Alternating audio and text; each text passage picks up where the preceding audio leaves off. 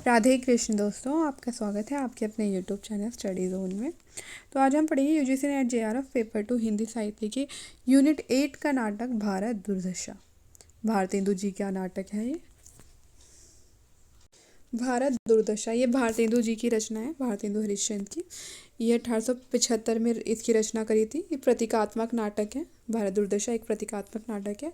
ये हिंदी का प्रथम राष्ट्रीय चेतना का नाटक है। क्या क्या है कि हिंदी का प्रथम राष्ट्रीय चेतना का नाटक है। प्रतीकात्मक और व्यंग्यात्मक शैली में रचित है। इसकी भाषा सरल सुबोध है और अंग्रेजी उर्दू के शब्दों का भी इसमें प्रयोग किया गया है। अंग्रेजी राज की शोषणकारी और दमनकारी नीतियों की इसमें अप्रत्यक्ष निंदा की गई। क्या कह रहे हैं कि जो अंग्रेजी राज था उसकी शोषणकारी और दमनकारी नीतियों की निंदा की गई है नाटक में। भारत की दुर्दशा के लिए आलस्य, उदासीनता और भाग्यवादी सोच को दोषी माना है रचनाकार ने, लेखक ने। जो भारत की दुर्दशा के लिए जो आलस्य है, आलस्य और उदासीनता और भाग्यवादी जो सोच है, इसको दोषी माना है। जनसाधारण में राष्ट्रीय स्वाभिमान का भाव पैदा किया है। जो जनता है, भारतीय जनता, उसके अंतर्गत उसके अंतर्मन में स्वाभिमान का भाव पैदा करने का प्रयास किया है लेखक ने। इसकी जो शुरुआत है वो मंगलाचरण से होती है। जय सतजुज थापन करन यहाँ से शुरू होती है और कृष्ण कल की अवतार, ये मंगल आचरण की पंक्तियाँ हैं। जय सतजुज थापन करन कृष्ण कल की यह आशीर्वादात्मक मंगल आचरण है। व्यंग्यात्मक शैली में रचित नाटक है। नाटक के प्रमुख पात्र देखते हैं। पहला, भारत दुर्दैव, भारत भाग्य, सत्यानाश, फौजदार, रोग, भारत, आलस्य, मदिरा, अंधकार, निर्लज्जा यानी कि अपमानित होते हुए भी मजे से रहना, निर्लज्जता का अर्थ होता है। डिसलॉयल्टी, आशा। इसमें एक 7 सभ्यों की सभा होती है। उसके जो मेंबर्स हैं वो है, पहला सभापति, फिर एक बंगाली होता है, उसमें एक महाराष्ट्र का होता है, महाराष्ट्रियन होता है, एक एडिटर होता है, एक कवि है, पहला देसी और दूसरा देसी। तो ये 7 सभ्य होते हैं इस सभा के अंतर्गत। सभापति, बंगाली, महाराष्ट्रियन, एडिटर, कवि, पहला देसी और दूसरा देसी, ये 7 सभ्यों की सभा है होती है। भारत दुर्दशा का कारुणिक चित्रण करते हुए लोगों के मन में सोए हुए देश प्रेम को जगाने का प्रयास किया है लेखक ने। इस नाटक के माध्यम से लोगों के मन में जो सोया हुआ देश प्रेम है उसको जगाने का प्रयास किया है। रूप रंग रस भीनो, इसमें ये शब्द आता है, रूप रंग रस भीनो विद्या फल जिन गही लीनो। इसका अर्थ होता है सबसे पहले कला की विभिन्न विधाओं को प्राप्त करके अपने को ज्ञान संपन्न बनाया। भारत ने सबसे पहले तो इन पंक्तियों का अर्थ है रूप रंग रस भीनो विद्या फल जिन गही लीनो। इसका अर्थ है कि सबसे पहले भारत ने ही अपने को कला की विभिन्न विधाओं में को प्राप्त करके अपने को ज्ञान संपन्न बनाया था।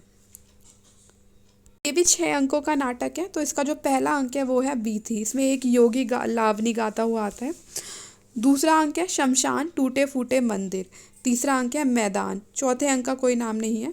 5वां अंक है किताब खाना और छठा अंक है गंभीर वन का मध्य भाग। जो सत्यानाशी फौज है उसके सिपाही देखते हैं कौन कौन से। पहला, धर्म संतोष, निरुद्धमिता, अपव्यय, अदालत, फैशन और सिफारिश, फूट, डहा यानी कि ईर्ष्या, लोभ, भय, उपेक्षा, स्वार्थपरकता, पक्षपात, हट, शोक, अश्रुमार्जन यानी कि रोना धोना, निर्बलता, भिन्नता, शस्य यानी कृषि, अतिवृष्टि और अनावृष्टि। अतिवृष्टि यानी कि बाढ़ और अनावृष्टि यानी कि अकाल, रोग, महर्ग यानी कि महंगाई, कर, मध्य, आलस्य, अंधकार, अनेक। ये सत्यानाशी फौज के जो है फौजी हैं। इसमें शब्द प्रयुक्त होता है पिस्ती, जिसका अर्थ है अफीमची यानी कि चरसी, जो चरस वगैरह लेते हैं ना वो। फाको यानी भूख से। 7 सभ्यों की कमेटी अभी पीछे भी देखा था, फिर से देखते हैं। सभापति बंगाली, महाराष्ट्र का होता है एक आदमी, इसमें एक एडिटर होता है, एक कवि होता है और 2 देसी महाशय होते हैं। इसका जो पहला अंक है उसका शीर्षक बीथी है, जिसका अर्थ होता है मार्ग और सड़क। सबके पहले जो रूप रस रंग भीनो अभी भी देखा था हमने, इसको फिर से देखते हैं। इसका अर्थ हुआ कि भारतवर्ष जो सबसे पहले उन्नतिशील होकर सभ्यता के मार्ग पर अग्रसर हुआ। राति रंग हुई या छाई हुई, राति शब्द का अर्थ होता है रंग हुई या छाई हुई। अंधपंगु यानी कि ज्ञान के प्रकाश से हीन और गतिहीन, इसमें अंधपंगु शब्द का भी प्रयोग होता है, उसका अर्थ होता है कि ज्ञान के प्रकाश से हीन और गतिहीन। नाटक में भारतेंदु ने अंग्रेज कर्मचारियों से पीड़ित होने का उल्लेख किया है, किंतु साम्राज्य के प्रति भक्ति प्रकट की है। क्या कह रहे हैं कि जो अंग्रेज कर्मचारी हैं उनसे तो पीड़ित होने का उल्लेख किया, लेकिन जो साम्राज्य है उसके प्रति भक्ति भाव प्रकट किया है।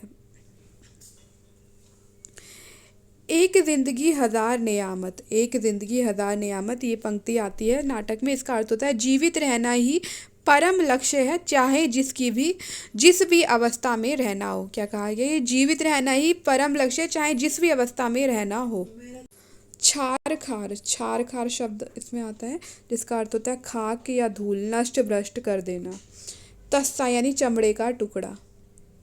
इस नाटक में तत्कालीन सामाजिक, धार्मिक, साहित्यिक और राजनीतिक आर्थिक जीवन के जीते जागते चित्र मिलते हैं। क्या कहा गया कि तत्कालीन सामाजिक, धार्मिक, साहित्यिक और राजनीतिक और आर्थिक जीवन के जीते जाते चित्र मिलते हैं। कथा में लेखक ने अपने भावों का मानवीकरण उपस्थित किया है। क्या है, अपने जो उनके जो भाव हैं लेखक के, उसका मानवीकरण उपस्थित किया है। भारत दुर्दैव के प्रयास में उत्साह होने के कारण इसमें वीर रस की प्रधानता है और भारत भाग्य की अवस्था में करुण रस की प्रधानता है। तो इसका प्रथम अंक देखते हैं। योगी का लावड़ी गान द्वारा भारत के प्राचीन गौरव, पारस्परिक फूट और कलह के फलस्वरूप यवनों के भारत आगमन और भारत में अंग्रेजी राज्य की स्थापना और आर्थिक शोषण तथा दुरावस्था का वर्णन है पहले अंक में। दूसरा अंक देखते हैं। इसमें दीनहीन भारत अपनी दुख गाथा सुनाते सुनाते मूर्छित हो जाता है, आशा निर्लजता के साथ भारत को उठाकर ले जाती है। तीसरे अंक देखते हैं। तीसरे अंक में दिखाए भारत दुर्दैव, सत्यानाश, फूट, संतोष, ढार, लोभ, भय, उपेक्षा, स्वार्थपरता, दुर्भिक्ष, अतिवृष्टि, अनावृष्टि आदि की सहायता से भारत के धन, बल और विद्या तीनों को नष्ट करता है। ये सारे जो अभी हमने देखा था सत्यानाशी फौज, तो इसके इन फौजियों के माध्यम से भारत दुर्दैव भारत के धन, बल और विद्या तीनों को ही नष्ट कर देता है। चौथे अंक को देखते हैं। भारत दुर्दैव रोग, आलस्य, मदिरा, अंधकार आदि से भारत के नाश की तैयारी करता है। पांचवें अंक में दिखाया गया है कि 7 सभ्यों की सभा एक छोटी सी सीमित भारत दुर्दैव से भारत की रक्षा का उपाय सोचती है, वहीं पर डिसलॉयल्टी का प्रवेश होता है। क्या कह रहे हैं कि जो 7 सभ्यों की सभा है वो भारत दुर्दैव से भारत की रक्षा का उपाय सोचती है और तभी डिसलॉयल्टी का प्रवेश हो जाता है सभा में। सभा में डिसलॉयल्टी का प्रवेश होता है और वो इंग्लिश पॉलिसी नामक एक्ट के हाकिमेच्छा नामक दफा से सबको पकड़कर ले जाती है।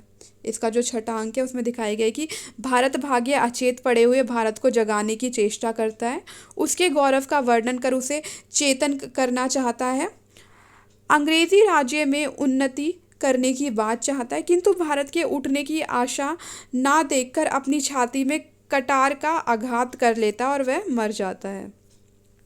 भारत की दीनहीन एवं पतित दशा और उसके प्राचीन गौरव का चित्रण करना भारतेंदु का मुख्य उद्देश्य था। इसमें जो भारतेंदु का दृष्टिकोण था वो यथार्थवादी दृष्टिकोण था। अंकों का विस्तार भारतेंदु ने स्वच्छतापूर्ण किया है। जो नाटक में जो अंक है उसका विस्तार भारतेंदु ने स्वच्छतापूर्ण पूर्वक किया है। उनमें घटनाओं की प्रधानता ना होकर एक भावना की प्रधानता, क्या कह रहे हैं कि इसमें घटनाओं की प्रधानता नहीं है बल्कि एक भावना की प्रधानता है, एक भावना की प्रधानता है। तो अभी हमने इस वीडियो में भारतेंदु का प्रसिद्ध नाटक भारत दुर्दशा के विषय में पढ़ा। तो हम आपसे मिलते हैं अगली वीडियो में। लाइक करें, शेयर करें और हमारे चैनल को सब्सक्राइब करें। Thanks for watching.